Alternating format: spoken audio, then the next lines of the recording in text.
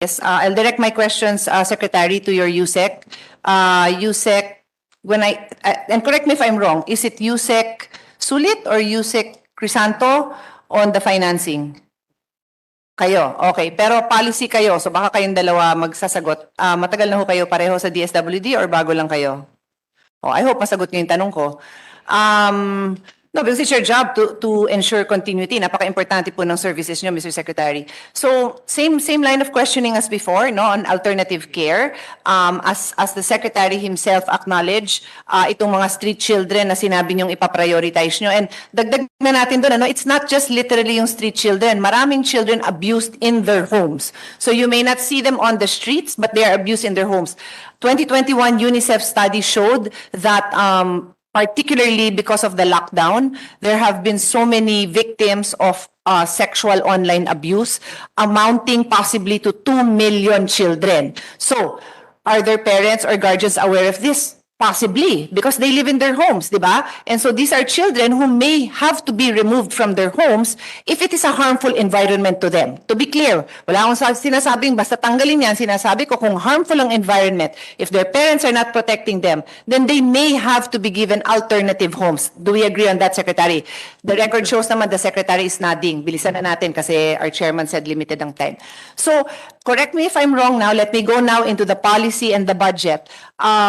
What I saw from your presentation is there is 19.8 billion pesos in the NEP, which covers two items: AIX beneficiary and children served through the Alternative Family Care Program. So 19.8 billion yon. Wala kayong pinakita sa presentation ng breakdown. May breakdown ba kayo? How much of that would go to alternative childcare? Because, and I'll simplify this, the target number here is 1,662, but no less than the Secretary is saying that ipaprioritize natin to. So, 1,662 is down from the current year's target of 1,693 na bawasan. But mas konti ba ngayon ang nangangailangan ng alternative childcare? Eh lumala nga daw during the lockdown. So, on that note, what is the breakdown? What is this amount for alternative childcare in the past and in the present? Yes, Yusek Crisanto, I think you head finance and can give us some information. Good afternoon, ma'am, Your Honor. Okay, so what we have right now for adoption is 162 million, right? For 2023, we have that at 221 million po, Madam Chair. So, ano yung 162 at ano yung 162 last year and then this year and then next and then for 2023 it's 200 something million, tama ba? Yes, Madam Chair. Okay. So are we clear that this amount will go to NAC? Who else will handle that if not NAC? Okay. That is the amount, Madam, that is intended to go to... Okay, let me clear. Executive Director Janela, are you aware na may 200 million kang tatanggapin sa 2023 budget? And ASEC Jam, are you working with ED Janela kasi you're also... Both of you were... Well, I was calling the attention of ED Janela, but you were motioning. So I don't mind who answers. I'm assuming that you work with NAC. I'm not aware po. It's not working. I'm not aware with the budget. You're not aware. Did you want to No, say something, ASEC? Yes, ma'am. Good morning. I'm on. Anak ka rin pala. Okay, kasi maliit na yun eh. Pero nakita ko na. Yes, good. You are not aware. No. O, aware na kayo ngayon. Dahil sinabi nyo na yung 200 million sa kanila yon. Yes, yung mic nyo. O bakit ganon? Pag pera na pinag-uusapan, ayaw na umandar ng mic. Joke lang ha, joke lang yan. O, clear. Eh, bakit kailangan pa kami mag-ungkat nito? Bakit hindi sila aware? O, baka policy yan. May reason na hindi sila aware. Job nila yan, Secretary, di ba? You support naman, di ba? I do support, Madam Chair. Ang problem kasi we're in transition right now, pero I do know that we have a budget for that. Hindi ko lang po alam na that amount. Pero bakit hindi nila alam, sir? Malaking bagay yon because this is at the forefront of maybe not solving because if the abuse is happening in the homes, it is not, as far as I know, hindi sila ang may job na mag-intervene. Sila lang ang sumasalo ng mga batang nare-rescue dyan. So bakit hindi nila alam na may 200 million sila? Bakit? Did you want to say something, Chairman? Can I acknowledge Executive Director? Is that okay? Yusek Janela, please. Yes po. Madam Chair, kasi po ang nakalagay po sa budget proposal ng DSWD is still ICAB budget. Exactly. And may I intervene? Mr. Secretary, ang ICAB budget is for international adoption. Gusto nyo ba na yung budget for international adoption na very clear ang policy na secondary ang mga batang pinapadala abroad? Pagpipilitan natin na magkasya ang budget na yon for all the domestic adoptions and foster care, please take note, if implemented properly, the foster care will home, so, kung possible, millions of children. Kasi nasa kultura naman ng mga Pilipino na ampunin ang mga nangangailangan nilang kamag-anak at kapitbahay. Funding lang ito to make it happen. So bakit naman pinagpipilitan nyo na pagtsagaan nila yung budget for international adoption? Paano naman yung mga bata na for domestic adoption? I know, nakita ko, yun ang nasa budget nila. Bakit nangyari yun?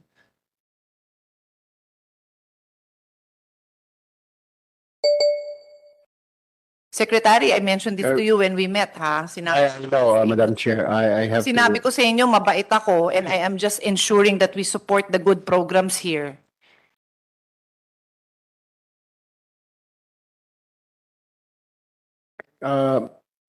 Madam Chair, the explanation there is we're in transition po. Okay, and then our apologies to NACC if my transition team hasn't informed them, and I was just informed right now, so I'll have to talk to these people right now, Madam Chair. I apologize.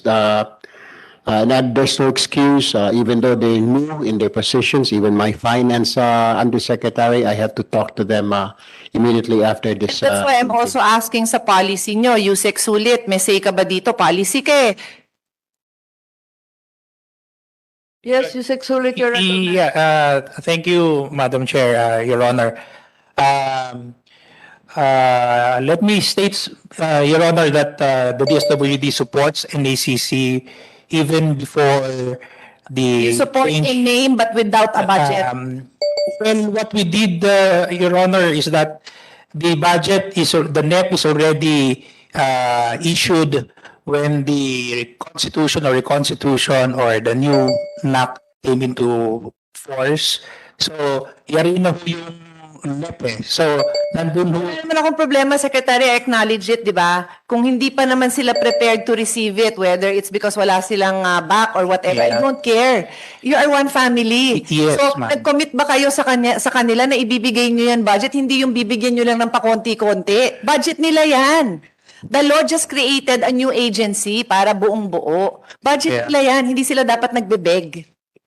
Ma'am, what we did is that we assigned our adoption social workers to them as their regional, as intended in the law, as their regional. O, lahat. ako. Lahat ng gumagawa ng trabaho ng Yes, domestic ma'am. adoption under the old system. Yes, ma'am, we assigned it to Holders, them. All. Yes, All of ma'am. them. Yes, Fine. ma'am. Tama ba?